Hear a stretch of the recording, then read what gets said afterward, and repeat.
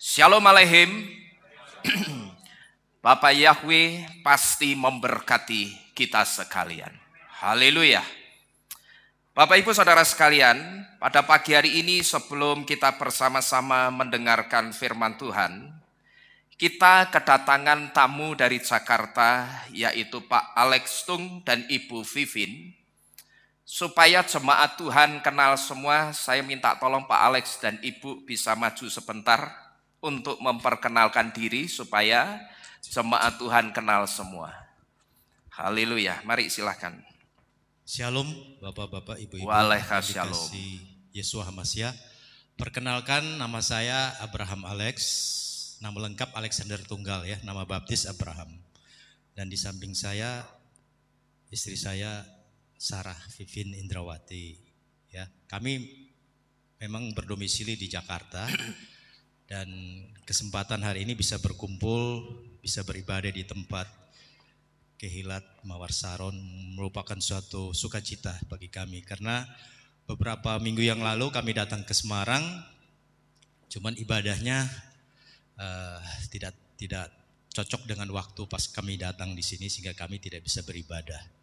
Sebenarnya ini misi kami ini lagi menuju ke Surabaya kemarin ya, dan ini kita sedang kembali setelah selesai mengantar anak kami, anak yang paling besar Yesua. Namanya juga sama sebenarnya Yesua. Ya, anak kami yang besar dia mau kuliah di Surabaya ya. Jadi kami mengantarkan dia sambil kami menginjili ya, menginjili saudara-saudara saya yang ada di Jogja, terus ada yang di Surabaya ya. Kami menyampaikan juga kebenaran akan nama Bapak Yahweh juga kepada sahabat-sahabat kami ya.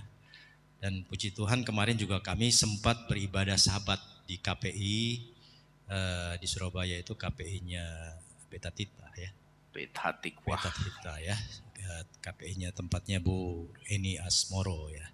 Dan puji Bapak Yahweh semalam itu mengalami suatu kejadian yang luar biasa. Ada salah satu anak didikan dari panti asuhan itu setelah diminta sama Bu Eni untuk mendoakan beberapa anak didikan, namun ternyata anak didikan ini namanya Caroline ya. Dia itu waktu masih kecil, umur 5 tahun mungkin ya, pernah diserahkan sama orang tuanya ke dukun. Jiwanya diserahkan, ditumbal, jadi tumbal gitu.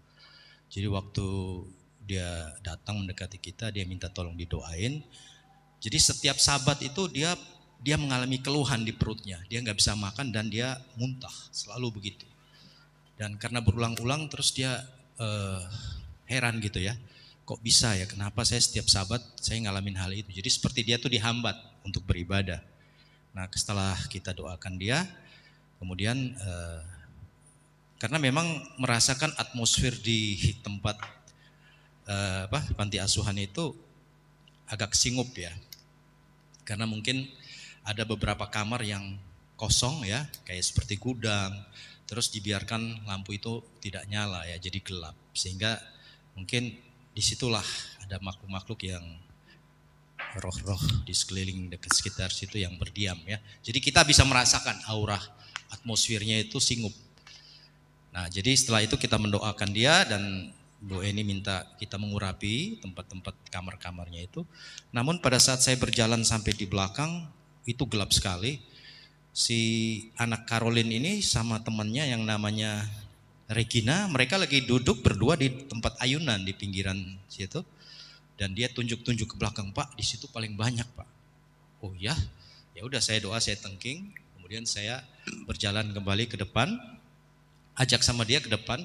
Dan dia minta didoakan lagi karena dia merasa mual gitu. Dan istri saya datang menyamparin dia terus bertanya. Ternyata baru dia jelaskan bahwa dia itu sejak kecil sudah diserahkan sama papanya untuk dijadikan tumbal. Mungkin untuk ini ya, motivasinya untuk pesugihan. Nah, seperti itu. Mungkin Bu Vivin bisa terusin kali. Ya, shalom Bapak Ibu semua. Waalaikumsalam. Puji Bapak Yahweh, hari ini kami boleh berkumpul bersama saudara-saudara kami di sini. Terima kasih Pak Nino sudah diundang juga. Ya, jadi Caroline ini cerita bahwa dia sudah ditumbalkan dari kecil, dibawa ke dukun, dan dia bilang bahwa umur 17 tahun yang sisa 4 bulan lagi, dia harus diambil nyawanya. Ya, dikorbankan buat yang ini, yang memberikan pesugihan tersebut. Nah, jadi mungkin karena pergolakan-pergolakan seperti itu, dan dia itu di dalam rohnya itu diikat. Ada roh yang diikatkan dengan dia sehingga anak ini nih nggak bisa lepas. Ya itulah yang mencengkeram dia setiap kali Sabat dia punya pencernaan. Nah, jadi ketika dia sudah cerita itu kita doakan, kita tengking, kita urapin dia, terjadilah manifestasi. Dan manifestasinya liar, dia mau cekik orang, mau cakar-cakar seperti itu. Kemudian kita mau tutup penglihatannya karena dia kan melihat makhluk-makhluk yang ini dan itu mengganggu sekali buat dia. Itu nggak mau, marah terus dia ngancam, kalau saya diusir, saya masuk ke adiknya, saya nggak bisa diusir.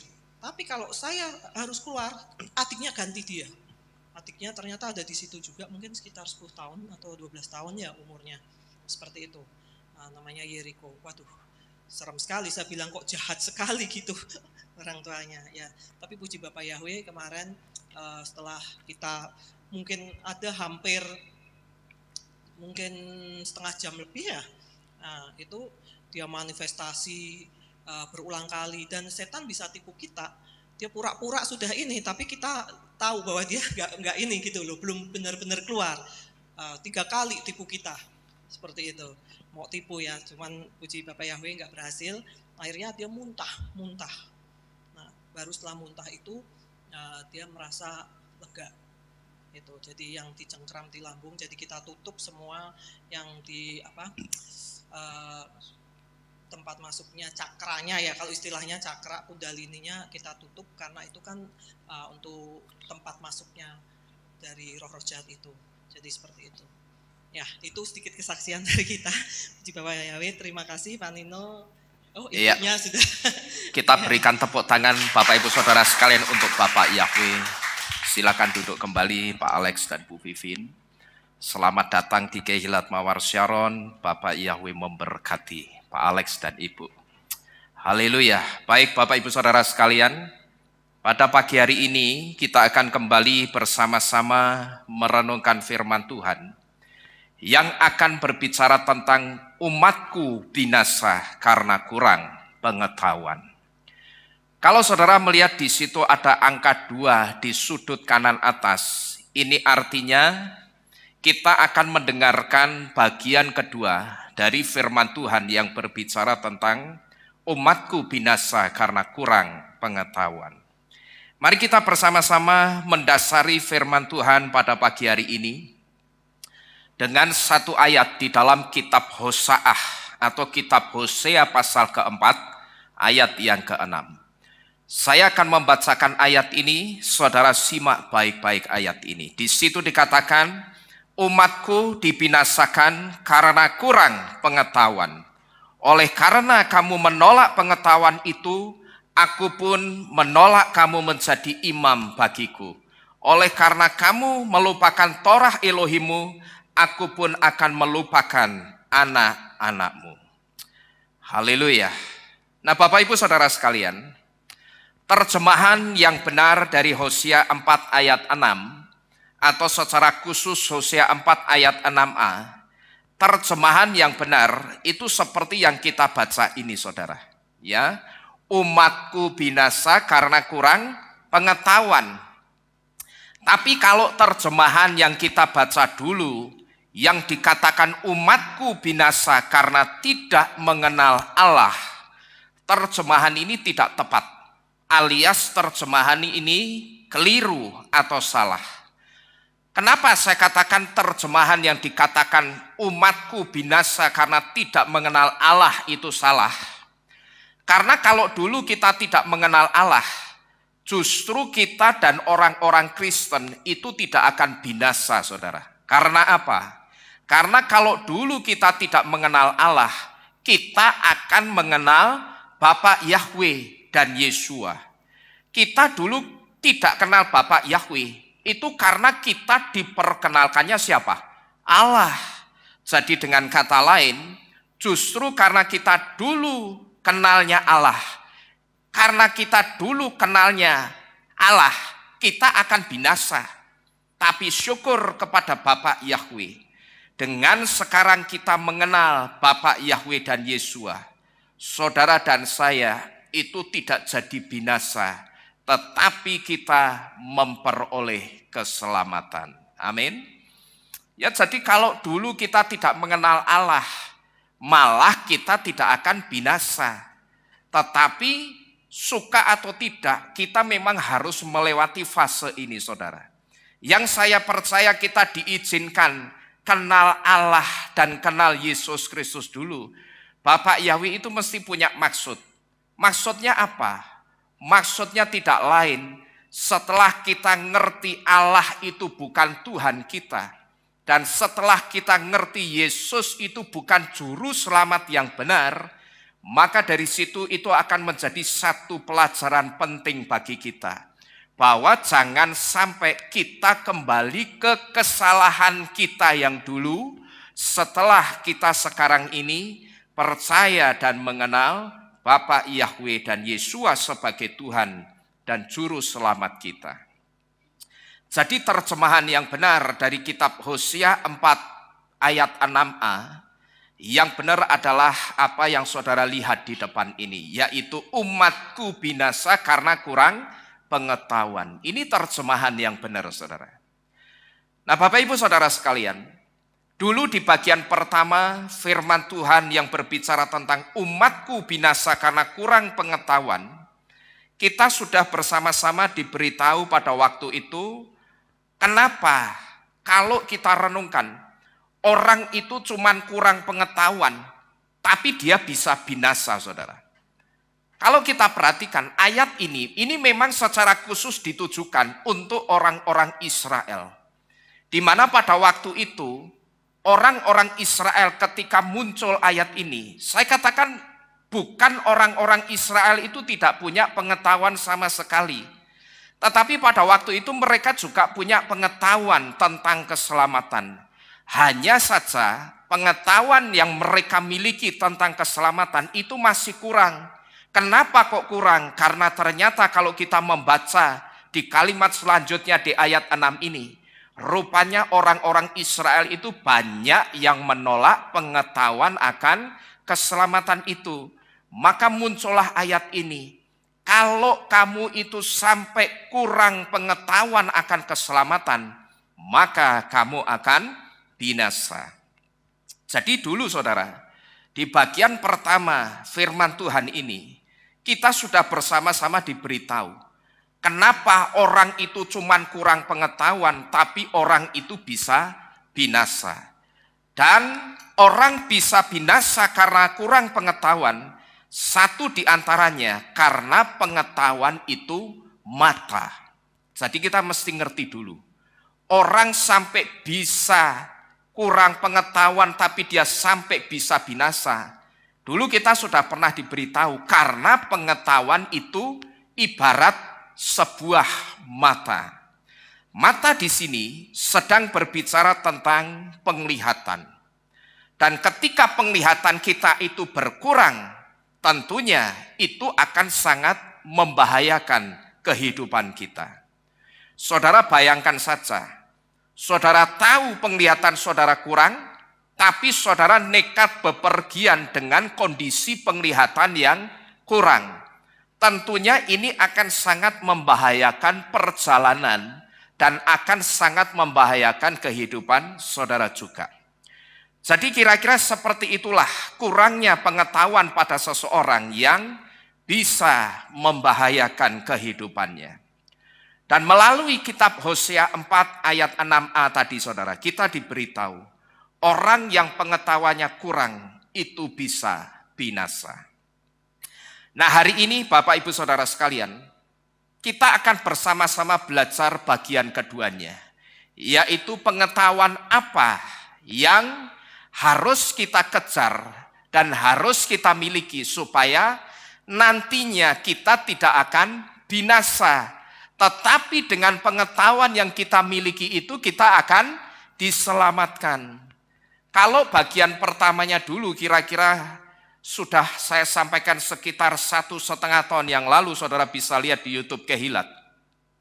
Kita diberitahu yang membuat orang binasa karena kurang pengetahuan itu sebetulnya apa. Nah, itu bagian pertamanya. Tapi di bagian keduanya saya ingin mengajak untuk kita belajar. Pengetahuan apa yang harus kita kejar dan harus kita miliki supaya nantinya kita itu tidak menggenapi Hosea 4 ayat 6, kita tidak dibinasakan karena kurang pengetahuan, tetapi kita akan diapakan itu? Diselamatkan. Nah, yang pertama, pengetahuan yang harus kita kejar dan kita miliki supaya kita tidak binasa adalah pengetahuan tentang Torah. Nah, Bapak Ibu Saudara sekalian, kata pengetahuan dalam bahasa Ibrani ditulis dengan kata da'at. Da'at itu artinya knowledge atau pengetahuan. Da'at, huruf Ibraninya ada 3, dalet, ayin, dan tau. Dan pengertian pengetahuan tentang Torah yang harus kita kejar ini, saudara, ini datang dari huruf dalet di dalam kata da'at, di mana huruf dalet itu punya arti a path atau jalan setapak atau jalan sempit yang memberitahu kepada kita. Jalan setapak atau jalan sempit di sini sebetulnya ini sedang berbicara tentang Torah, dan jalan yang sempit ini bukan bicara soal Injil. Karena apa? Karena ketika Yesua berbicara tentang jalan yang sempit, kalau saudara perhatikan, di dalam kitab Matius itu ada ayat yang dikatakan apa? Lewatlah gerbang yang sempit. Lalu ada kata apa juga? Ada kata gerbang yang lebar atau jalan yang lebar. Intinya di ayat itu ada kata jalan yang lebar dan jalan yang sempit. Nah, kata jalan yang sempit di sini ini sedang berbicara tentang Torah dan bukan berbicara soal Injil, sekalipun ayat itu ditulis di dalam Injil. Kenapa saya katakan kok ayatnya ditulis di Injil tapi bukan bicara soal Injil? Karena ketika Yesua berbicara tentang jalan yang sempit di kitab Matius 7 ayat 13-14, waktu itu Injil belum lahir. Kitab Injil itu ada setelah Yesua naik ke surga. Begitu Yesua itu naik ke surga, maka semua pengajaran Yesua yang dicatat oleh Matius, pengajaran Yesua yang dicatat oleh Markus, Lukas, Yohanan, dan Yakov, semua pengajaran Yesua ini baru dibukukan. Nah, setelah semua pengajaran Yesua ini dibukukan, jadilah Besorah atau jadilah Injil. Ya, jadi kita mesti ngerti dulu. Ketika Yesua mengatakan masuklah lewat jalan yang sempit, lalu di situ juga di ayat yang sama ada kata jalan yang lebar dan jalan yang sempit. Ketika Yesua mengatakan soal jalan yang lebar dan jalan yang sempit, waktu itu Injil itu belum lahir, saudara. Karena apa? Injil itu masih ditulis. Berita baik yang disampaikan atau diajarkan oleh Yesua itu baru dicatat. Sama siapa? Sama Matius, sama Markus, sama Lukas, sama Yohanan, dan sama Yakov atau Yakobus. Baru setelah Yesua naik ke surga, semua yang dicatat oleh 5 murid Yesua ini dibukukan. Dan setelah dibukukan jadilah Besorah atau Injil. Jadi dari sini jelas, saudara, bahwa jalan yang sempit itu bukan bicara soal Injil, tapi soal apa ini? Soal Torah. Karena ketika Yesua berbicara saat itu, Injil belum lahir. Jadi sekali lagi Bapak Ibu Saudara sekalian, pengajaran tentang jalan yang sempit ini arahnya kuat kepada Torah. Nah, mungkin sampai di sini saudara ada yang bertanya-tanya begini, buktinya apa, Pak? Jalan yang sempit atau jalan setapak itu bicara tentang Torah dan bukan tentang Injil. Buktinya apa? Buktinya Torah itu memiliki banyak aturan. Torah itu memiliki 613 aturan. Maka dengan banyaknya aturan tersebut, otomatis ini akan mempersempit ruang gerak manusia untuk berbuat dosa. Saudara perhatikan kata mempersempit di sini. Kata mempersempit di sini ini erat kaitannya dengan kata jalan sempit. Nah, kalau saudara tanya buktinya apa? Jalan sempit itu bicara tentang Torah dan bukan tentang Injil. Buktinya ini, Torah itu punya banyak aturan yang jumlahnya 613 aturan. Nah, dengan banyaknya aturan tersebut, maka otomatis ini akan mempersempit ruang gerak manusia untuk berbuat dosa. Sehingga ketika akses ke dosa itu dipersempit atau dipersulit, manusia itu akan semakin mengejar kekudusan. Alias manusia itu akan semakin hidup kudus. Dan ketika manusia itu bisa hidup kudus, maka manusia akan diselamatkan. Jadi jalan yang sempit itu bukan berbicara soal Injil, saudara. Dan juga jalan yang sempit itu bukan bicara soal kasih karunia. Tapi sekali lagi jalan yang sempit itu sedang berbicara tentang Torah. Saya harus memberitahu ini, saudara. Karena saya mendengar di YouTube kita itu ada orang yang komentar yang mengatakan kalau jalan yang sempit itu katanya bukan bicara soal Torah. Tapi orang itu mengatakan jalan yang sempit itu sebetulnya sedang berbicara tentang kasih karunia. Tetapi saya tegaskan, jalan yang sempit di sini ini bukan bicara tentang Injil atau kasih karunia. Tetapi jalan yang sempit itu berbicara tentang Torah. Dan ada satu lagi buktinya, pasangannya jalan yang sempit dan jalan yang lebar. Itu kalau kita lihat dari kitab suci berbahasa Ibrani, kata jalan yang lebar itu ditulis dengan kata rahaf hapetah. Saudara perhatikan kata rahaf di kata rahaf hapetah. Rahaf ini mengacu kepada nama seorang pelacur di Yeriko yang hidupnya kalau kita perhatikan itu sama seperti nubuatan kata jalan yang lebar. Seorang pelacur itu hidupnya terbuka lebar untuk laki-laki manapun yang mau meniduri dirinya. Jadi dari sini saja ini sangat jelas, saudara, bahwa kata jalan yang lebar dan kata jalan yang sempit itu arahnya hanya ke Torah, bukan ke Injil. Selain Injil itu belum lahir saat itu, tetapi juga diteguhkan dengan pasangannya kata jalan yang sempit, yaitu jalan yang apa? Pasangannya sempit, pasangannya berarti apa? Lebar. Nah, kata jalan yang lebar di dalam kitab Matius 7 ayat 13-14. Kata jalan yang lebar itu ditulis dengan kata rahaf hapetah. Kata rahaf ini coba kita ambil. Kita singkirkan hapetahnya. Kita ambil kata rahafnya. Rahaf di sini ini mengacu kepada nama seorang pelacur yang ada di Yeriko. Dan kalau kita perhatikan, bukankah Rahaf yang adalah seorang pelacur, hidupnya itu terbuka lebar sama seperti jalan yang lebar yang berlaku untuk semua orang yang mau melewati jalan itu atau mau meniduri si Rahaf pelacur ini. Jadi dari sini saja sekali lagi semakin jelas bahwa jalan yang sempit dan jalan yang lebar itu bukan bicara tentang Injil dan kasih karunia. Tapi jalan yang sempit dan jalan yang lebar itu jelas berbicara tentang Torah. Saya harus memberitahu ini karena masih ada banyak orang yang beranggapan, sekalipun anggapannya itu atas dasar ketidaktahuan atau ketidakmengertiannya tentang Torah.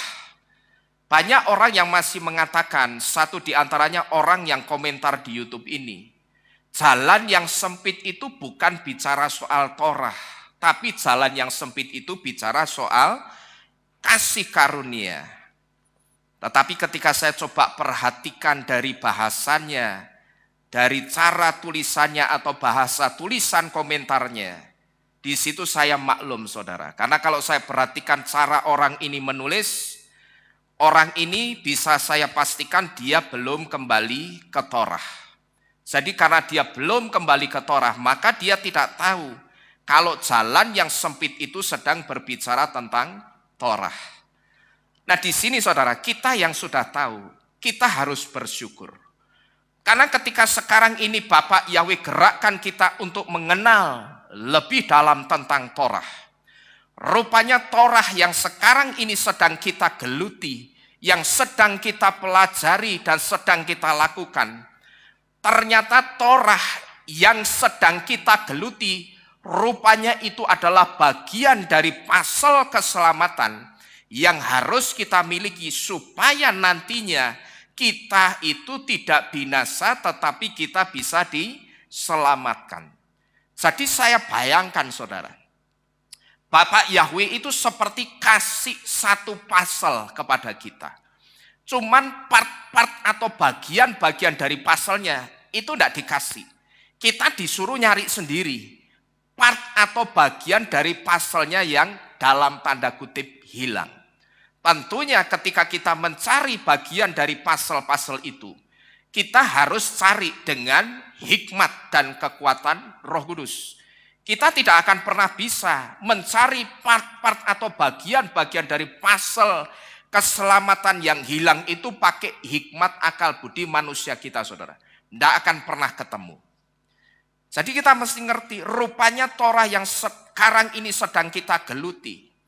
Rupanya Torah itu ternyata bagian dari pasal keselamatan yang harus kita miliki supaya nantinya kita selamat.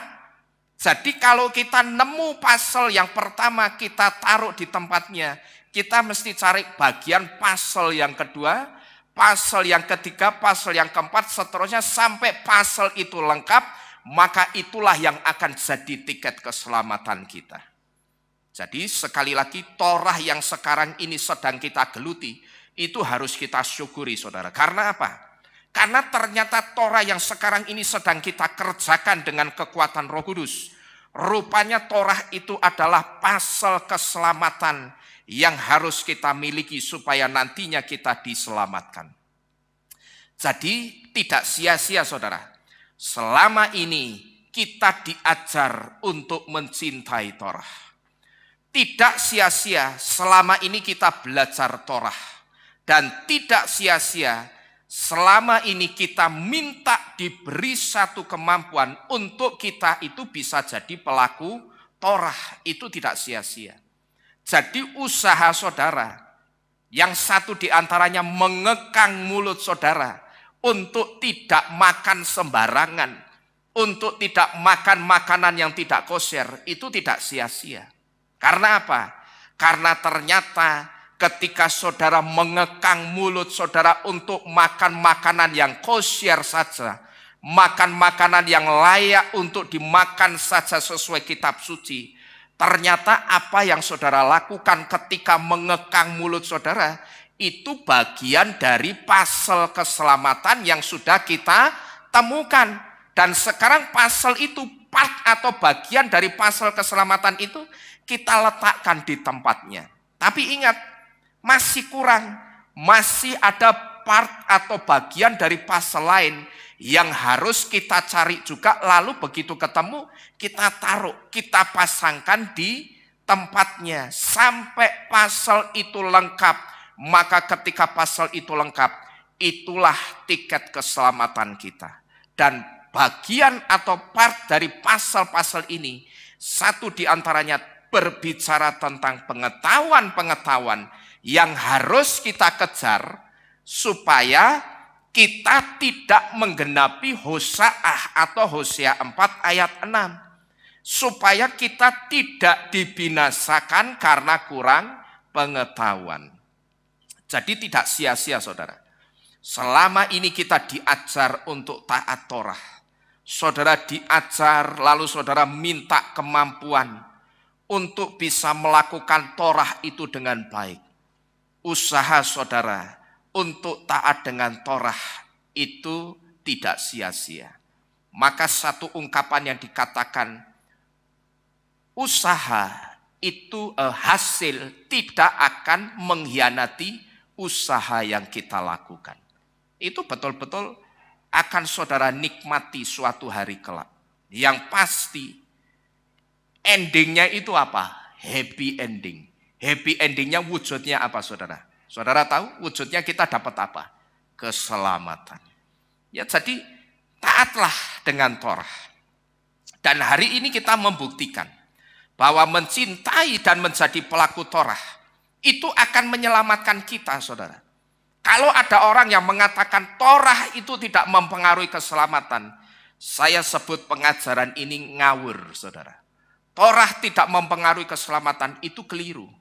Jangankan Torah soal hari Sabat, Torah soal perpuluhan, Torah soal makanan saja itu mempengaruhi keselamatan loh. Kalau saudara perhatikan di dalam kitab Yaser pasal ketiga ayat 16 di halaman 11.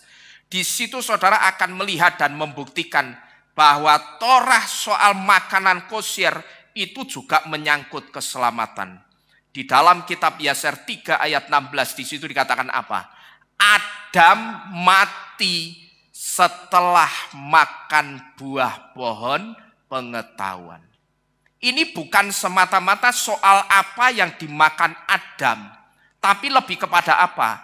Lebih kepada ketaatannya terhadap larangan jangan makan ini, jangan makan itu. Jadi ketaatannya itu yang membuat kita selamat, saudara. Ya, jadi ketaatan kitalah yang membuat kita itu nanti selamat. Jadi jangan terus nanti kalau saudara sudah tidak makan babi, babi itu yang bikin aku selamat karena sudah tidak tak makan lagi. Bukan begitu. Tapi ketaatan saudara mengekang mulut lidah saudara untuk tidak makan babi lagi, itulah yang menyelamatkan saudara. Dan ketaatan saudara soal makanan kosher itu juga part atau bagian dari pasal keselamatan yang mesti kita kumpulkan, saudara. Mesti kita cari. Begitu kita ketemu, kita kumpulkan, kita taruh di tempat pasalnya. Terus kalau sudah ketemu pasal keselamatan makan kosher, kita cari lagi pasal keselamatan taat dengan ibadah Sabat. Lalu kita cari lagi pasal ketaatan apa? Taat dengan ma'asyir atau persepuluhan, sampai semua part atau bagian pasal itu lengkap dan itulah tiket keselamatan kita kelak. Maka kalau ada orang yang mengatakan Torah itu tidak mempengaruhi keselamatan, itu pengajaran yang ngawur, saudara-saudara sekalian. Karena hari ini kita membuktikan mencintai dan jadi pelaku Torah itu akan menyelamatkan kita. Kalau kita perhatikan huruf dalet yang artinya pet atau jalan setapak atau jalan yang sempit yang arahnya ke Torah tadi, ini sangat jelas memberitahu kita bahwa jalan yang sempit itu sedang berbicara tentang apa? Torah apa kasih karunia? Torah. Jadi mumpung masih ada kesempatan, saudara yang sampai sekarang ini masih belum melakukan Torah, mulailah cintai dan lakukan Torah. Supaya apa? Supaya saudara itu bisa ikut dalam barisan orang-orang yang diselamatkan. Lalu masih di huruf dalet. Yang harus kita kejar juga adalah pengetahuan tentang Yesua. Karena apa? Karena keselamatan itu cuma ada di dalam Yesua. Huruf dalet di dalam kata daat yang artinya knowledge atau pengetahuan. Huruf dalet dengan artinya a way of life atau jalan hidup yang berbicara tentang jalan kehidupan ini. Ini berbicara tentang Yesua yang adalah hadereh, wahaemet, wahayim. Atau Yesua yang adalah jalan dan kebenaran dan kehidupan. Saya katakan ini masuk akal, saudara. Karena apa? Karena Yesua itu jalan kehidupan atau jalan keselamatan. Maka benar, ketika kita mengejar jalan keselamatan itu, kita tidak akan kekurangan pengetahuan dan kita tidak akan binasa. Tapi kita justru akan diselamatkan dan akan memperoleh kehidupan yang kekal yang disebut dengan Hayim Lanetzah atau hidup kekal bersama-sama dengan Bapa Yahweh. Jadi dari sini saja saudara, andai saja orang dari iman seberang itu peka ketika mereka setiap kali berdoa 5 waktu. Dan di dalam doanya di situ terucap kata-kata Ihdinas sirotol mustaqim, yang artinya tunjukkanlah kepada kami jalan yang lurus. Sebetulnya ketika mereka bertanya sehari 5 kali, tunjukkanlah kepada kami jalan yang lurus, dan 2 di antara jalan yang lurus yang dimaksud itu jalan ke sorga dan jalan kebenaran. Sebetulnya ketika mereka tanya jalan ke surga dan jalan kebenaran, jawabannya itu ada di Yesua. Karena Yesua itu berani mengatakan apa? Anoki hadereh waha emet waha hayim. Artinya apa? Akulah jalan dan apa? Kebenaran, emet, dan hayim, kehidupan. Terus ayatnya nyambung dengan kalimat apa? Tidak ada seorang pun yang bisa sampai kemana? Bapa di sorga tanpa melalui aku. Aku itu siapa? Yesua. Gitu loh. Jadi ketika orang dari iman seberang itu cari jalan ke sorga, minta ditunjukkan jalan ke sorga dan jalan kebenaran, jawabannya itu sebetulnya Yesua, andai kata mereka peka. Buktinya apa? Kalau yang dicari jalan ke surga, Yesua katakan apa? Tidak ada seorang pun yang bisa sampai kepada Bapa di mana? Di surga tanpa melalui Yesua. Itu kalau mereka cari jalan ke surganya. Kalau jalan yang lurus itu yang mereka masuk jalan ke surga, jawabannya ada pada Yesua.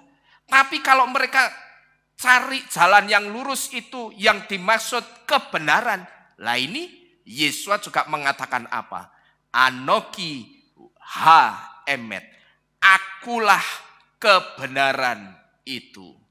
Ya, jadi andai kata mereka itu peka ketika mereka berdoa 5 waktu dan mereka minta ditunjukkan jalan yang lurus. Sebetulnya yang pertama ketika mereka minta ditunjukkan jalan yang lurus terus, itu artinya jalan ke surga atau jalan yang lurus atau jalan kebenaran itu sebetulnya belum mereka dapatkan. Buktinya apa? Buktinya setiap kali mereka berdoa selalu minta ditunjukkan jalan yang lurus. Nah, kalau minta ditunjukkan terus berarti sudah ketemu atau belum? Ya belum. Kalau sudah ketemu minta ditunjukkan lagi enggak kira-kira? Tidak. Kita itu dulu juga begitu. Kita selalu minta ditunjukkan jalan ke surga. Apalagi saya kan latar belakangnya Kedar. Setiap jam 6 sore saya selalu dulu dari rumah saya ini yang hanya sebatas bangku Keilat ini, saya nyebrang ke rumah yang sebelah sini saudara. Di situ dikontrak sama orang Padang yang imannya sangat kuat di Kedar. Begitu masjid seberang itu bunyi jam 6 azan maghrib, saya langsung lari dari sini ke sana. Saya teriak-teriak, Om, ayo Om, kita sholat, Allahnya sudah datang. Itu kan sama saja saya sebut apa? Waktu itu saya sedang minta ditunjukkan jalan yang lurus. Tapi saya bersyukur dan kita harus bersyukur. Apalagi kalau ada di antara kita, saudara yang latar belakangnya sama seperti saya dari Kedar. Kita mesti bersyukur. Karena sekarang apa yang kita minta dulu ditunjukkan jalan ke surga dan jalan kebenaran itu sudah dijawab oleh siapa? Yesua. Dia katakan, akulah jalan dan kebenaran dan hidup. Dengan kata lain Yesua itu sedang ngomong apa? Akulah sirotol mustaqim. Akulah jalan yang lurus yang kamu cari itu sebetulnya. Terimalah aku, Yesua, maka kamu akan diselamatkan. Jadi Bapak Ibu Saudara sekalian, saya katakan ini sangat masuk akal. Kenapa kita mesti mengejar pengetahuan tentang Yesua? Ini sangat masuk akal, karena tadi dikatakan apa? Yang harus kita kejar itu pengetahuan juga tentang Yesua, karena keselamatan hanya di dalam Yesua. Dan ini juga diteguhkan oleh Rasul Yesua yang namanya Kefa atau Petrus. Ketika Kefa atau Petrus itu mengatakan, di kolong langit ini tidak ada nama lain yang di dalamnya orang akan diselamatkan. Ketika kita melihat ayat ini tidak dari kitab bahasa Ibrani, selama ini kita tidak pernah tahu nama siapa di kolong langit ini yang membuat orang bisa diselamatkan. Dulu kita ngertinya, oh ya nama Yesus Kristus. Jebulane setelah saya melihat kitab berbahasa Ibrani, kata salvation atau keselamatan di situ ditulis dengan kata Yesua. Hurufnya seperti ini, cuman ada tambahan huruf H seperti ini di sini. Jadi dibaca Yesua yang artinya salvation atau keselamatan. Dan di dalam kata Yesua, di situ ada nama siapa ini? Yesua. Jadi keselamatan itu hanya di dalam nama Yesua. Saudara masih sembah Yesus Kristus, saya jamin saudara tidak akan selamat. Tapi saudara sembah Yesua saja, saudara pasti diselamatkan. Karena Kefa, mulutnya itu sudah dipakai Bapak Yahweh, dikasih hikmat untuk menyingkapkan siapa nama di kolong langit ini yang daripadanya orang itu akan dan pasti diselamatkan. Karena ternyata kata salvation di situ ditulis dengan kata Yesua yang artinya keselamatan, dan di dalam kata Yesua di situ ada nama Yesua. Jadi ini masuk akal saudara. Kenapa kita harus juga mengejar pengetahuan tentang Yesua? Karena keselamatan itu cuma ada di dalam Yesua. Maka benar ketika kita mengejar jalan keselamatan itu, kita itu tidak akan kekurangan pengetahuan. Dan kita juga tidak akan binasa, tapi justru kita akan diselamatkan dan masih dapat bonus apa? Kita masih dapat bonus Hayim Lanitzah atau kehidupan kekal bersama Bapa Yahweh. Ini yang pertama saudara. Kemudian pengetahuan apa juga yang harus kita kejar supaya kita tidak menggenapi Hosaah atau Hosea 4 ayat 6. Supaya kita tidak menggenapi orang-orang yang dibinasakan karena kurang pengetahuan. Yang harus kita kejar juga adalah pengetahuan tentang keselamatan. Dari mana pengertian ini saudara? Pengertian ini datang dari huruf ayin di dalam kata da'at yang artinya knowledge atau pengetahuan. Di mana huruf ayin ini memiliki arti know and salvation. Know itu mengenal, salvation artinya keselamatan. Jadi melalui kata da'at yang artinya pengetahuan ini kita dibukakan saudara. Pengetahuan-pengetahuan yang harus kita kejar supaya kita tidak menggenapi Hosea 4 ayat 6. Selain Torah, selain nama Yesua, yang harus kita kejar juga pengetahuan tentang keselamatan. Itu yang harus kita kejar. Apa artinya ini? Mari kita coba buka bersama-sama kitab suci kita di dalam kitab Lukas pasal ke-10 ayat 19 sampai dengan yang ke-20. Lukas 10, 19 sampai 20 di situ dikatakan, lihatlah aku Yesua memberikan kepadamu otoritas untuk menjejakkan kaki di atas ular dan kalajengking dan atas segala kuasa musuh, dan bahkan tidak ada sesuatu pun yang dapat melukai kamu. Perhatikan ayat 20. Ini poinnya saudara. Akan tetapi dalam hal ini janganlah bersukacita karena roh-roh itu tunduk kepadamu. Tetapi apa? Tetapi lebih bersukacitalah karena namamu tertulis di mana itu? Tertulis di dalam Sefer HaHayim, kitab kehidupan Bapa Yahweh yang ada di Syamayim atau di sorga. Nah saudara coba perhatikan di situ ada kalimat di ayat 20b yang dikatakan tetapi lebih bersukacitalah karena namamu tertulis di sorga. Kata tetapi lebih bersukacitalah karena namamu tertulis di sorga ini jelas memberitahu bahwa keselamatan itu prioritas. Pengetahuan ketika yang harus kita kejar ini saudara. Ini arahnya sangat jelas kemana. Dan arahnya yang harus kita kejar itu tidak lain adalah keselamatan. Nah ini artinya apa? Kalau kita mengacu ke ayat 19-nya. Ini sebetulnya sedang memberitahu kita. Kalau di waktu-waktu yang sudah mendekati kesudahan segala sesuatunya ini. Yang harus jadi concern atau perhatian kita sekarang itu soal keselamatan, bukan soal berkat-berkat dan bukan soal mujizat-mujizat. Ya, jadi kalau saudara perhatikan rangkaian ayat 19 sampai 20 itu sebetulnya membawa satu pesan penting bahwa di waktu-waktu yang sudah mendekati kesudahan segala sesuatunya ini yang harus jadi concern atau perhatian kita sekarang adalah soal apa?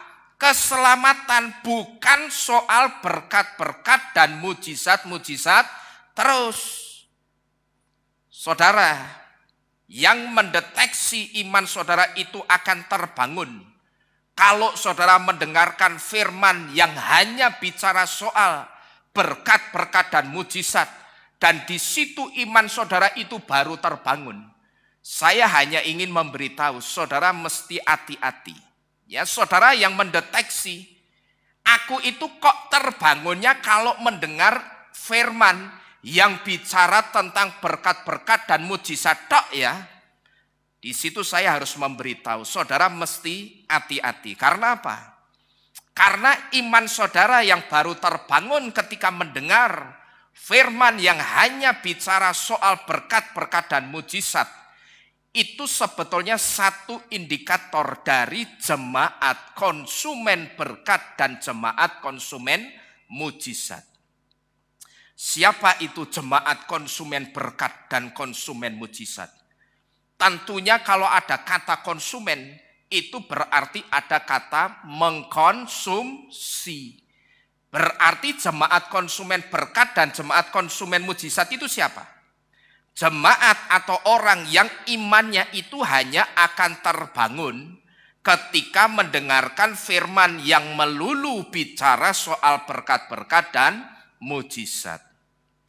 Disebut jemaat konsumen berkat dan mujizat karena orang itu sukanya cuman apa? Cuman sama firman-firman yang bicara soal berkat-berkat dan bicara soal mujizat-mujizat tok. Ya. Kalau dikasih firman yang keras tentang akhir zaman, kalau dosa atau kesalahannya ditempelak atau ditegur, ngamuk mutung.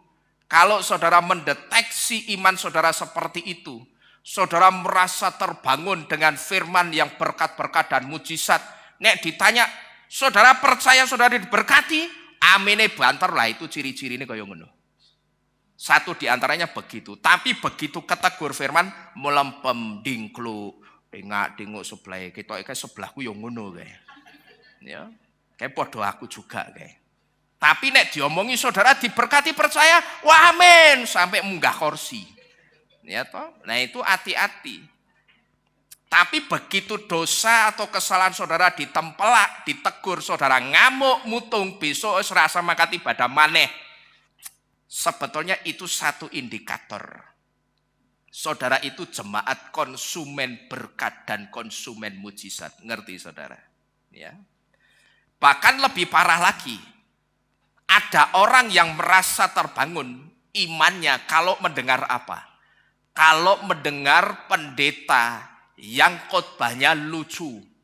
Nah, dia baru merasa, wah, hari ini aku pulang gereja rasanya sukacita sekali. Lah kenapa? Firmannya bangun. Ya, pendetanya khotbahnya lucu. Larang ngundang jojon sisan. Nyata kon khotbah. Malah kalau ngundang jojon dari awal sampai terakhir ora ana sedih sama sekali. Ya, tetapi nek saya sing khotbah, wah belais iki. Bar iki mesti kena aku iki. Ya toh? Tapi kalau jojon yang khotbah dari awal sampai akhir malah lucu. Lah kenapa ndak ngundang jojon sisan? Ngundang Asmuni, ngundang Kadir. Ya toh, diundang Sri Mulat sak grup diundang kabeh. Kongkon khotbah. Lah habis orang itu terbangunnya imannya hanya karena apa? Karena mendengar khotbah pendetanya lucu. Jadi ini lebih parah lagi.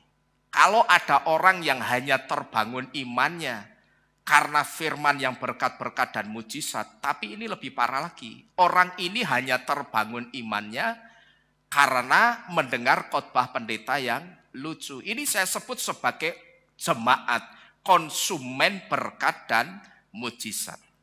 Dan ini saudara, peringatan ini sekaligus menjadi peringatan juga untuk saudara yang masih suka atau gampang terbuai ketika mendengar cerita-cerita atau khotbah-khotbah dari orang atau pendeta yang katanya sudah naik turun surga.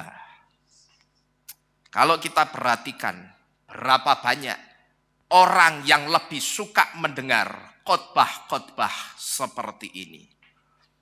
Padahal orang yang katanya sudah naik turun surga, dia tidak kenal nama pemilik surga yang benar, dia tidak kenal. Tapi anehnya banyak orang Kristen yang senang dikhotbahi sama orang yang punya tiket murah, mbuh itu Perkutut Airline apa Emprit Airline, sing pokoknya tiket naik turunnya surga itu murah, sehingga dia sering wisata ke surga. Diakui atau tidak?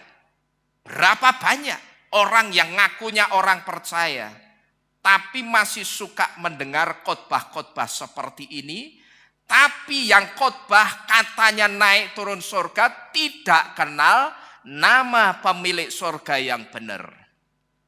Dan yang lebih aneh lagi saudara, yang pernah saya bahas di tempat ini beberapa bulan yang lalu. Yang lebih aneh lagi, yang katanya tahu di sorga itu cuman ada nama Yahweh dan Yeshua HaMasyiah. Tapi begitu balik ke bumi yang dipanggil gado-gado. Yahweh iya, Allah iya, Yeshua iya, Yesus iya, semua dipanggil. Jadi grup kayak apa? Kayak grup ludruk gitu loh. Semua nama itu dipanggil. Lah ini kan kurang ajar saudara namanya. Saya sudah sampai tangga sorga. Begitu sampai tangga surga, di situ ada suara yang mengatakan, namaku Yeshua. Tapi begitu saya balik ke bumi, semuanya tak pakai, terus ketawa. Bayangkan saudara. Saudara tahu, kalau orang ini tadi, ceritanya, katanya orang ini sudah naik ke surga. Tapi anehnya begitu balik ke bumi katanya di surga ketemu Yeshua dan Bapak Yahweh, balik ke bumi semua nama dipanggil.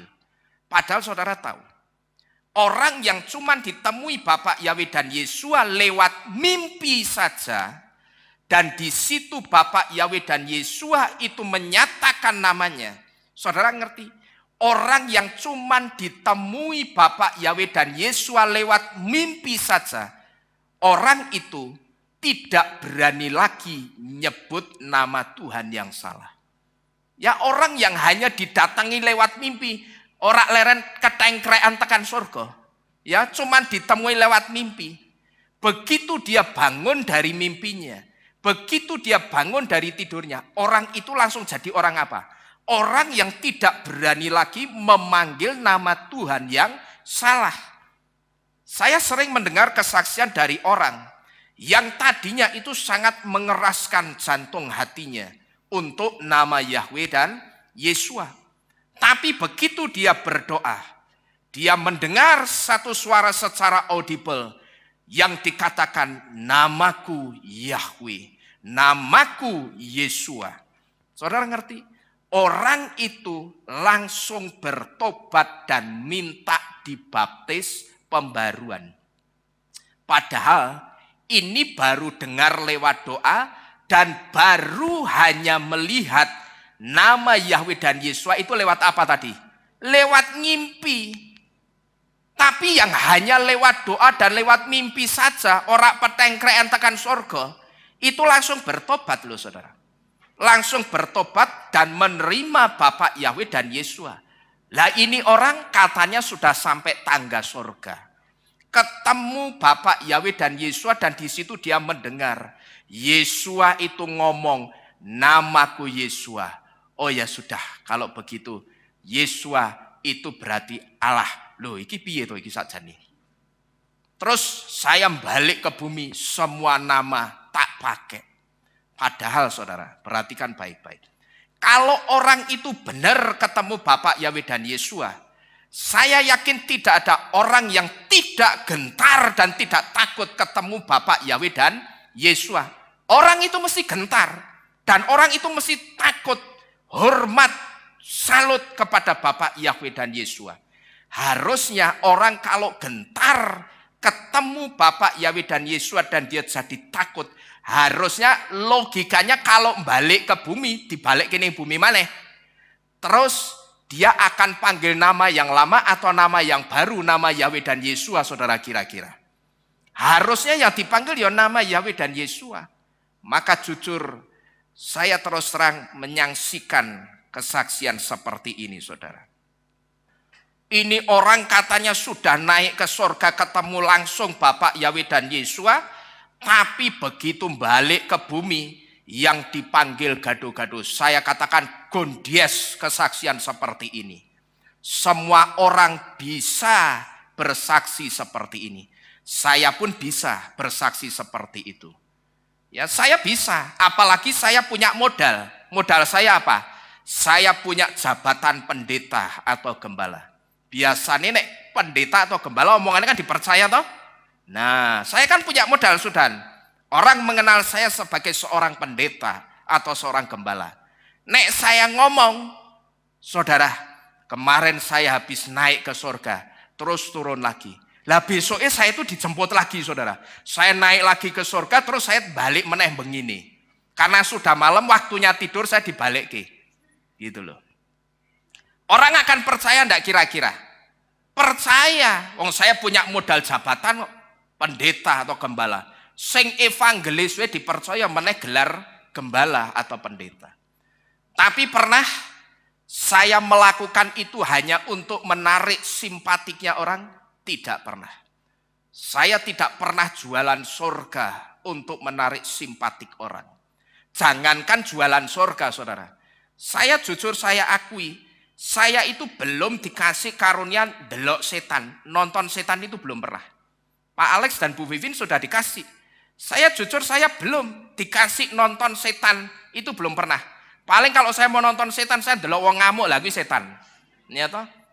Tapi nonton setan wujud asli, saya terus terang belum dikasih karunia itu. Saya mau, dikasih mau. Gitu loh. Tapi kalau sekarang ini saya akui saya belum punya karunia itu. Cuman kalau merasakan ada kehadiran roh-roh yang bukan dari Bapak Yahweh, sepertinya saya dikasih karunia itu. Itu pun saya masih mengatakan sepertinya. Gitu loh. Saya tidak mau terus ogal-ogalan. Dumeh saya pegang jabatan gembala atau pendeta atau evangelis. Terus saya jualan surga. Oh sorry, saya bukan tipe seperti itu, saudara. Saya tidak pernah mau. Sebetulnya saya punya modal. Untuk jualan surga itu saya punya modal.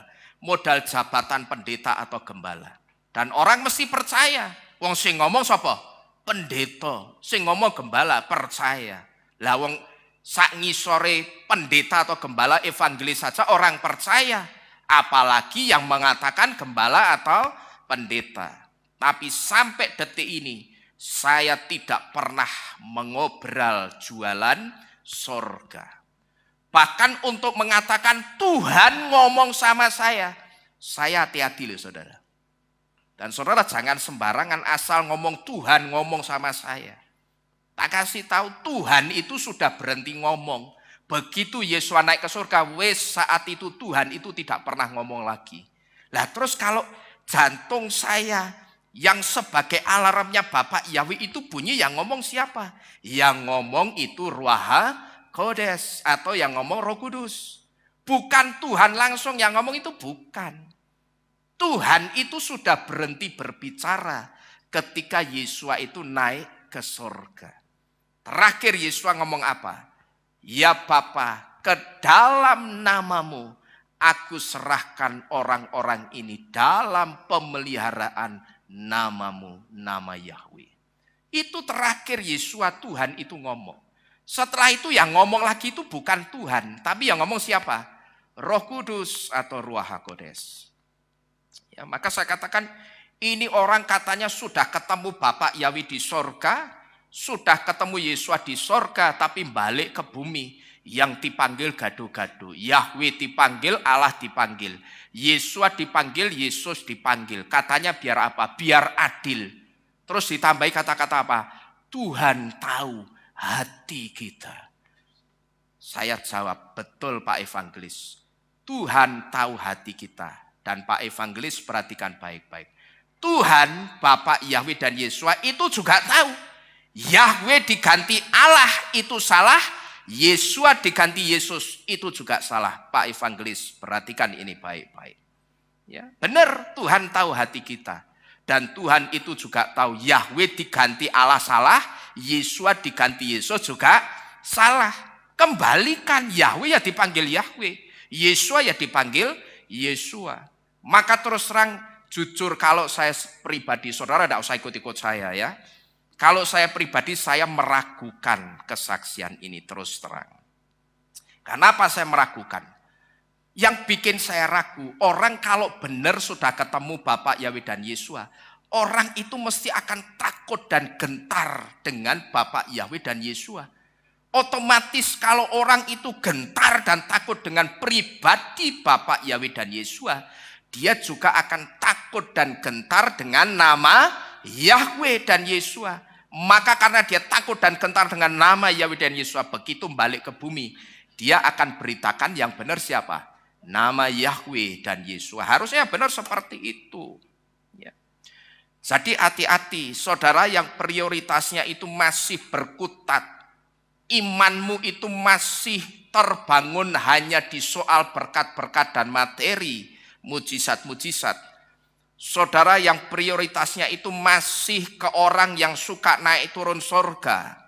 Suatu saat nanti ketika datang hari Yahweh yang dahsyat, atau di dunia ini ada kejadian luar biasa seperti beberapa tahun yang lalu, saya bisa pastikan kalau prioritasmu itu masih ke berkat-berkat dan mujizat, prioritasmu itu masih ke orang yang suka naik turun surga, saya bisa pastikan begitu di dunia ini nanti ada kejadian luar biasa seperti kejadian pandemi 3 tahun yang lalu, saudara pasti akan gampang terkejut-kejut dan saudara akan bingung. Loh, toh. Nyata? Karena apa? Selama sebelum ada kejadian luar biasa, imanmu itu cuma dibangun di atas dasar apa? Berkat dan mujizat, gitu loh. Cuman dibangun di atas dasar rasa suka, simpati, dan rasa terdelongop-delongop dengan orang yang naik turun surga. Karena saudara salah bangun, salah ngasih pondasi iman yang benar, begitu orang ada kejadian luar biasa di dunia ini, langsung apa? Terkejut-kejut, bingung. Loh, toh. Tapi kalau kita kan sudah diberitahu saudara, jauh sebelum ada pandemi, 7 tahun sebelum tahun 2019, di tempat ini saya selalu memberitahu tentang nubuatan seorang rabi Yahudi yang bernama Rabi Ephraim Sprecher, yang mengatakan bahwa tidak ada pertanda yang baik untuk tahun-tahun dunia ini di waktu yang akan datang. Sekalipun saat itu tidak disebutkan secara detail pertanda yang tidak baik di waktu-waktu yang akan datang untuk tahun dunia ini. Sekalipun tidak disebutkan secara detail kejadiannya apa, tapi paling tidak kita sudah dikasih tahu. Saya selalu mewarning saudara, secara khusus setiap perayaan Yom Teruah. Karena apa? Begitu kita masuk perayaan Yom Teruah, kita masuk dalam tahun Ibrani yang baru. Nah, begitu kita masuk dalam tahun Ibrani yang baru, saya lebih suka itu mewarning orang timbang ngasih soal firman yang hanya bicara soal berkat-berkat dan mujizat. Seringkali yang didengar apa? Tahun 5783 adalah tahun berkat dan mujizat. Saya amini. Amin. Ken Yehirodson terjadi juga dalam kehidupan saya dan kehidupan saudara. Tapi apakah iman kita hanya dibangun di atas dasar itu saudara? Tidak boleh. Tidak masalah. Saudara mengimani 5783 sebentar lagi 5784 sebagai tahun kelimpahan, tahun mujizat, tahun berkat, itu tidak masalah. Tapi jangan hanya itu yang saudara imani, tapi cari tahu kira-kira ke depannya ini akan ada kejadian luar biasa apa lagi. Supaya apa? Supaya kita bisa berjaga-jaga dan siap-siap gitu loh. Maka terus terang begitu ada kejadian luar biasa beberapa tahun yang lalu, pandemi, saya tidak kaget. Karena 7 tahun sebelumnya saya sudah memberitahu di tempat ini melalui nubuatan seorang rabi Yahudi yang namanya Rabi Ephraim Sprecher, yang dikatakan tidak ada pertanda yang baik untuk tahun-tahun dunia ini di waktu yang akan datang. Dan betul kejadian tidak saudara? Betul kejadian. Ya. Jadi jangan saudara itu salah prioritas. Saudara yang prioritasnya masih berkutat di soal berkat-berkat dan mujizat, sampai saudara itu dapat predikat jemaat konsumen berkat dan mujizat, saudara mestinya malu, gitu loh. Saudara harus malu. Karena suatu saat nanti ketika saudara itu jadi jemaat konsumen berkat dan mujizat, begitu ada kejadian luar biasa di dunia ini, dan ketika hari Yahweh yang dahsyat itu datang, saudara akan terkejut-kejut. Dan di situ saudara akan bingung, karena prioritas saudara itu salah. Prioritas saudara itu bukan keselamatan, tapi prioritasmu masih berkutat di soal apa? Berkat-berkat dan mujizat. Saya berharap sampai di sini saudara tidak salah mengartikan apa yang saya sampaikan. Bukan berarti kita itu tidak butuh berkat dan mujizatnya Bapak Yahweh. Saudara dan saya, kita itu butuh berkat dan mujizatnya Bapak Yahweh. Saya pun butuh, ya kan? Yang bisa dipakai untuk membeli rumah ini nanti, itu juga berkat dan mujizatnya Bapak Yahweh. Berarti kita butuh enggak? Butuh. Tapi jangan iman kita itu hanya dibangun di atas dasar berkat dan mujizat. Kalau saudara hanya membangun iman saudara di atas dasar berkat dan mujizat, saya sebut ini seperti perumpamaan seseorang yang sedang membangun rumah. Tapi sayang rumah itu begitu kena air dan kena angin topan, rumah itu langsung hanyut dan hancur. Karena pondasinya dari apa? Dari pasir, bukan dari batu, saudara. Ngerti? Buatlah pondasi dari batu. Biasakan dengar firman yang keras-keras. Oh, saudara itu sudah dewasa, bukan anak-anak lagi. Sing mangane njaluke bubur. Ya toh? Yang empuk-empuk, yang enak-enak, yang roti-roti. Gitu loh. Nanti dikasih makanan yang keras, marah. Sudah bukan waktunya saudara seperti itu. Kalau saudara mau marah, ya silakan marah. Cuman saudara mesti siap dengan konsekuensinya. Konsekuensinya apa? Saudara akan terkejut-kejut. Begitu di dunia ini ada kejadian luar biasa, saudara akan terkejut-kejut. Kalau saudara perhatikan, ketika 3 tahun lalu ada kejadian luar biasa di dunia ini, ada pandemi, dunia seluruh sektor kehidupan manusia itu dirusak hanya dengan barang yang tidak kasat mata yang namanya virus. Berapa banyak orang yang terkejut-kejut, berapa banyak orang yang terbengong-bengong, bahkan sampai ada orang yang gila gara-gara pandemi COVID. Dan saudara ngerti, yang gila itu juga ada dokternya, saudara. Dokter nek dipikirkan yang menangani toh, yang membantu pasien, tapi dokternya sendiri sampai gila. Karena apa? Di dalam imannya itu tidak pernah dibangun dengan hal-hal yang bicara tentang akhir zaman. Makanan saudara itu seharusnya bukan berkat-berkat dan mujizat, tapi saudara mesti ngasih makan iman saudara dengan sesuatu yang keras. Jadi semakin keras itu semakin baik gitu loh. Tujuannya nanti yang merasakan kebaikannya, hasil baiknya itu juga kita sendiri saudara, bukan orang lain. Kalau kita biasa ditempa dengan yang keras, begitu ada yang keras menghantam kita, kita biasa atau kaget saudara kira-kira? Biasa, karena latihan yang sering kita lakukan itu latihan yang keras-keras, ya toh? Tapi kalau saudara setiap hari cuma ngelatih gedeke otot lengan pakai barbel yang kecil, tiba-tiba saudara duncali barbel besar, bisa nangkap enggak kira-kira? Enggak bisa, keberuan ya iya, kan begitu. Jadi jangan sampai prioritas saudara itu salah. Dan saudara nanti akan terkejut-kejut karena prioritasmu itu bukan keselamatan, tapi berkat-berkat dan mujizat. Dan parahnya lagi prioritasnya apa?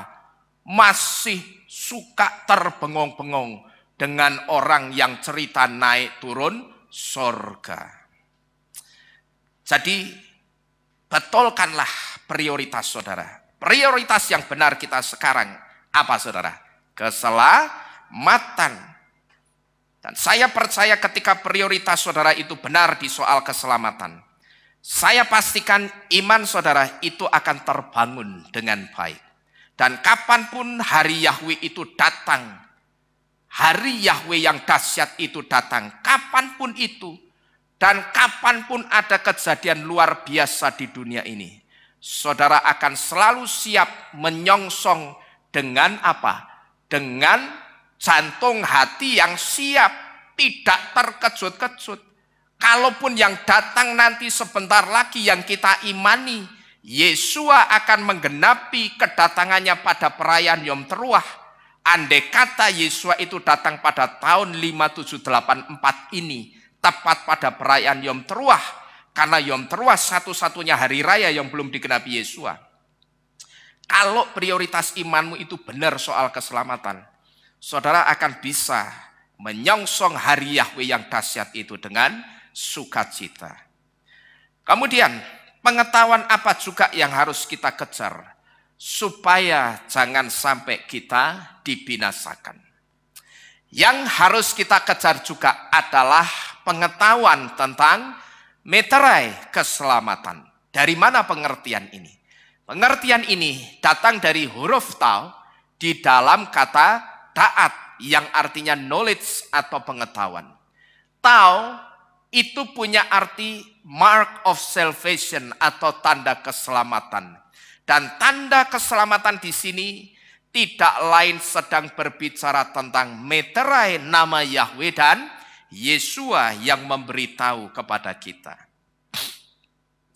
Dan meterai keselamatan ini saudara, ini arahnya sangat kuat kepada baptisan atau baptisan pembaharuan. Jadi kalau meterai keselamatan ini termasuk bagian dari daat atau pengetahuan yang harus kita kejar supaya kita diselamatkan. Dan kalau meterai keselamatan ini arahnya kuat kepada baptisan dan baptisan pembaruan. Jadi saudara yang sampai sekarang ini belum dibaptis, atau belum menerima baptisan pembaruan, segeralah ambil keputusan untuk dibaptis atau diperbarui baptisannya di dalam nama Tuhan yang benar. Tetapi saya juga pesan, setelah meterai keselamatannya itu saudara miliki, baik itu lewat baptisan pertama atau baptisan pembaruan, langkah iman saudara tidak boleh berhenti sampai di situ. Terus saudara ngomong apa? Sing penting aku sudah menerima Yahweh dan Yesua, sing penting aku sudah dibaptis pembaruan dalam nama Yahweh dan Yesua, sudah cukup, aku tidak perlu jadi pelaku Torah. Sing penting lah di dahinya ada nama Yahweh dan Yesua. Kalau hanya mengacu ke kitab Gilyana atau Wahyu 14 ayat yang pertama, kayaknya modalnya cukup nama Yahweh di dahi. Tapi kita mesti ingat saudara, ketika Yesua mengatakan bukan orang yang teriak-teriak Yahweh, Yahweh dan Yesua, Yesua tok yang masuk ke dalam kerajaan sorga, tapi yang melakukan kehendak Bapakku di sorga, orang itulah yang layak menerima kerajaan sorga. Sedangkan kita sudah diberitahu, yang dimaksud kehendak Bapaknya Yesua yang namanya Yahweh, itu bukan sekedar berbuat baik, tolong menolong, pokok tidak menyakiti orang lain maka aku masuk surga. Oh bukan. Itu kehendak dalam perspektif Yunani. Itu pola Yunani. Dan pengertian kehendak dari pola Yunani ini sudah banyak menyesatkan orang-orang percaya. Karena apa saya katakan menyesatkan orang percaya? Karena berapa banyak orang percaya Bapak Yahweh yang juga masih berpegangan kepada apa? Pokok aku sudah dimeterai nama Yahweh dan Yesua lewat baptisan atau baptisan pembaruan, sudah cukup, aku tidak perlu jadi pelaku Torah. Karena sekarang aku hidup di zaman kasih karunia. Siapa bilang? Yesua itu sudah memberitahu kehendak Bapaknya Yesua yang namanya Yahweh yang dimaksud tidak lain adalah Torah. Kok bisa kehendak yang dimaksud Torah? Karena Torah itu dari kitab Beresit sampai kitab Devarim. Dari kitab Kejadian sampai kitab Ulangan. Torah pasal pertama ayat pertama diawali dengan kata Beresit. Kata Beresit itu dimulai dengan huruf Bet atau mewakili huruf B. Lalu Torah pasal terakhir, kitab terakhir, pasal terakhir, ayat terakhir diakhiri dengan kata Yisrael. Di dalam kitab Devarim atau Ulangan 34 ayat 12. Pasal terakhir, kata terakhirnya itu Israel. Huruf terakhirnya Israel itu L. L itu Ibraninya Lamed. Lamed dan Bet dari kata Beresit tadi disatukan jadi Lev. Lev itu artinya jantung. Dan Midrash Yehudi memberitahu, dari jantung itulah keluar kehendak. Jadi yang dimaksud kehendak Bapaknya Yesua yang harus dilakukan supaya orang masuk surga apa? Torah, gitu loh. Karena Torah itu isi jantungnya Bapak Yahweh. Isi kehendak-kehendaknya Bapak Yahweh yang harus kita lakukan. Maka ngawur kalau ada orang yang ngajar Torah tidak mempengaruhi keselamatan, itu keliru, saudara-saudara sekalian. Orang mengatakan itu karena tidak melihat Torah itu dari perspektif Ibrani. Wong Torah itu harusnya sudah Ibrani, tapi dilihat dari kacamata Yunani, ora ketemu. Ya blawur gitu loh kira-kira. Ya toh, lihat Torah tapi kacamatanya minus 20 minus Yunani, ya blawur, ora ketok. Atau kalau ndak lihat Torah tapi pakai kacamata jaran, ya ora ketemu. Ya, jadi setelah meterai keselamatan itu saudara miliki lewat baptisan pertama atau saudara miliki lewat baptisan pembaruan, langkah iman saudara itu tidak boleh berhenti sampai di situ. Karena apa? Karena fasenya supaya kita tidak binasa, tidak berhenti sampai di situ. Tapi kalau kita perhatikan di depan tadi, pengetahuan yang harus kita kejar juga supaya kita tidak binasa. Di situ ada fase yang namanya kenalilah dengan baik Torah Yahweh Elohim. Nah, Torah yang harus dikejar ini, saudara. Ini artinya saudara itu harus tertanam kuat ke akar Ibrani. Ya, perhatikan ini baik-baik. Torah atau pengenalan akan Torah yang harus kita kejar sebagai syarat supaya pasal keselamatan Yahweh itu lengkap. Saudara harus tahu, Torah yang harus dikejar ini artinya saudara harus tertanam kuat ke akar Ibrani saja. Kita sudah diberitahu juga beberapa waktu yang lalu, belum lama, kira-kira 3-4 minggu yang lalu. Kita diberitahu melalui siapa? Orang yang datang ke pesta raja, tetapi orang itu diseret keluar terus diusir sama raja. Dan sama pengawalnya raja itu memerintahkan apa, saudara? Keluarkan orang ini dan buang orang ini dalam kegelapan. Campakkan orang ini dalam kegelapan yang di dalamnya ada tangisan dan kertak gigi yang begitu menakutkan. Pertanyaannya kenapa? Orang yang datang ke pestanya Raja Yahweh ini kok, wong dia diundang. Tapi kok dia tiba-tiba ditarik, diseret keluar, disuruh ditaruh dalam kegelapan. Karena ternyata masalahnya sepele. Orang ini cuma salah apa? Salah kostum, salah pakaian, dress code-nya tidak sama. Bapak Yahweh ngomong tak undang, dikasih undangan, dress code-nya dress code pakaian Ibrani ya. Malah jarak. Masuk ke pestanya Raja Yahweh pakaiannya pakaian Yunani.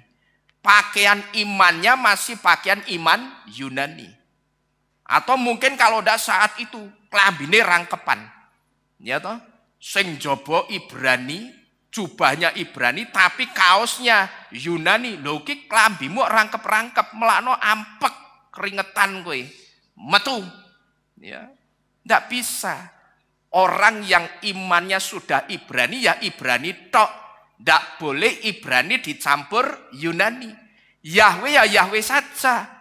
Yesua saja, jangan Yesua dicampur Yesus.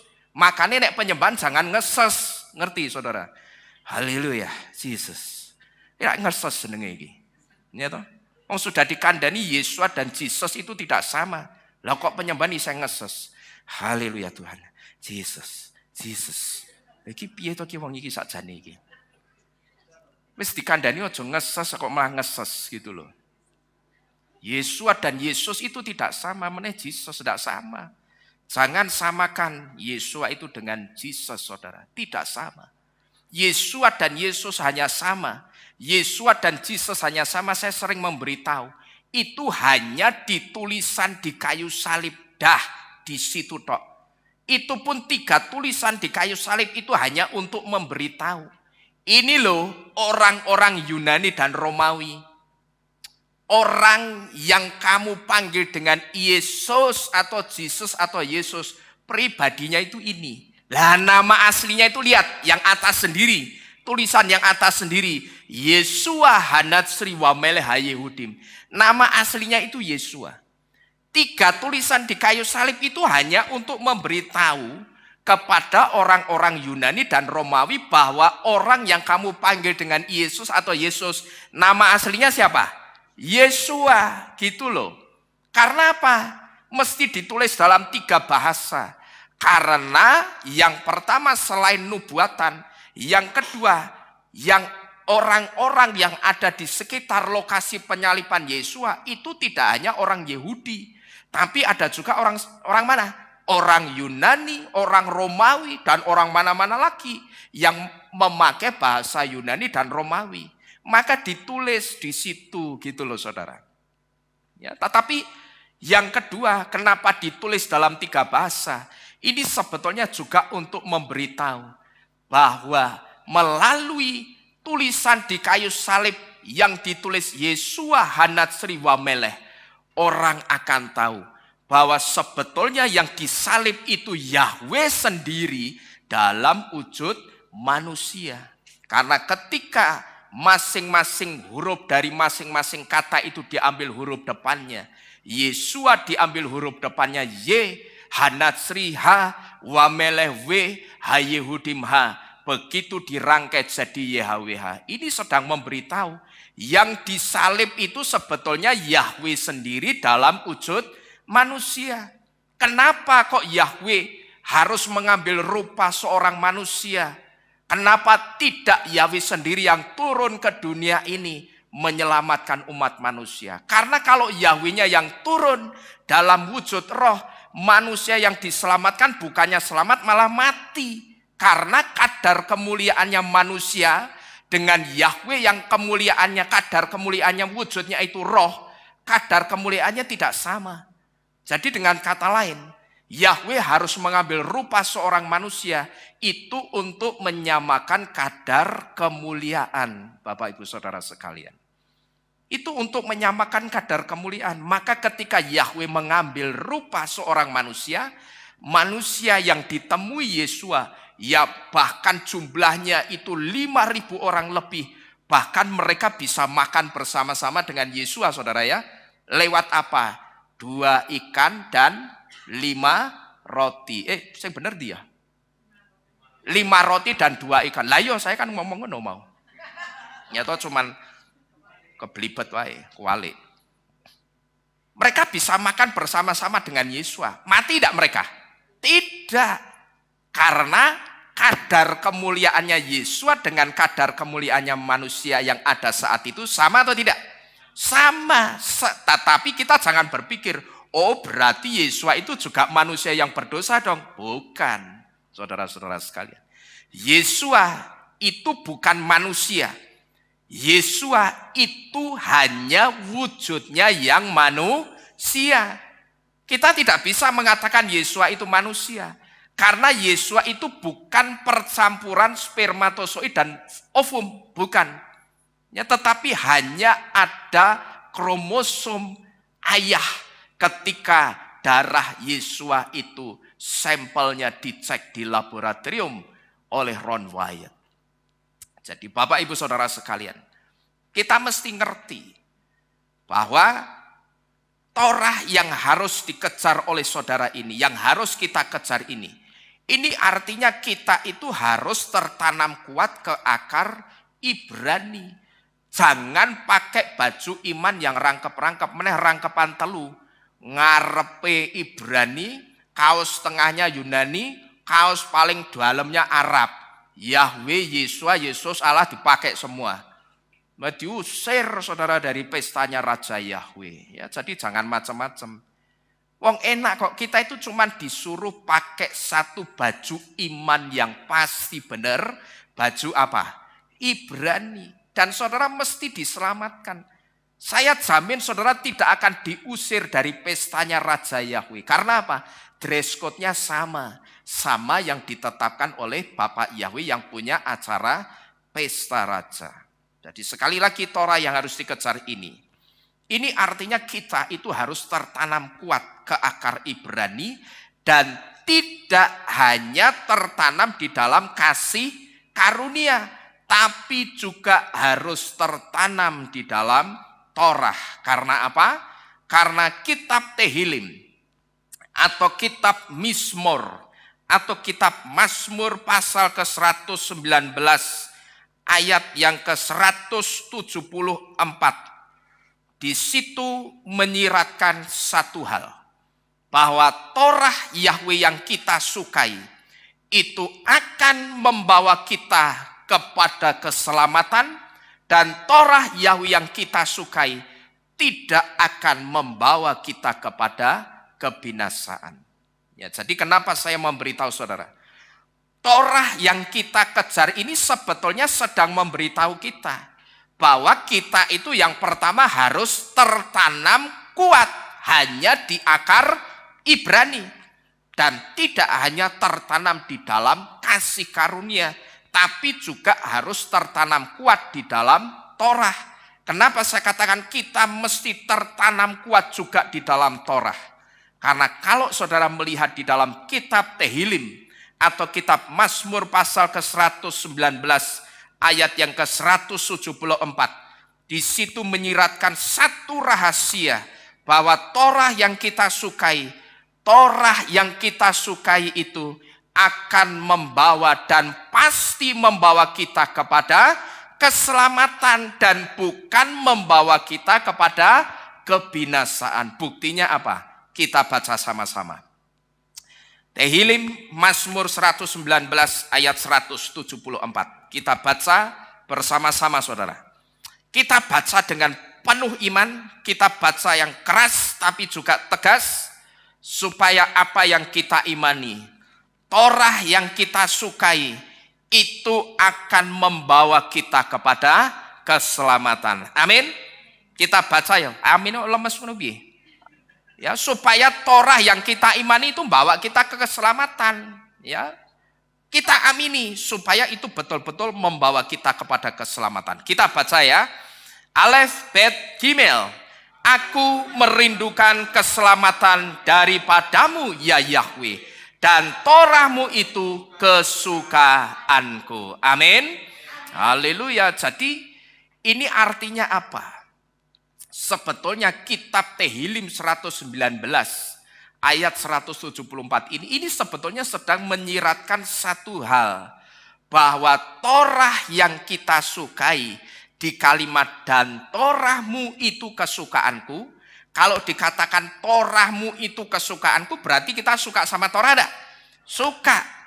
Itu artinya Torah Yahweh yang kita sukai itu akan membawa kita kepada keselamatan. Amin. Amin. Bapak Yahweh pasti memberkati saudara-saudara sekalian yang mencintai dan mengasihi Torah Yahweh. Amin. Haleluya. Mari kita bersama-sama tunduk di dalam doa.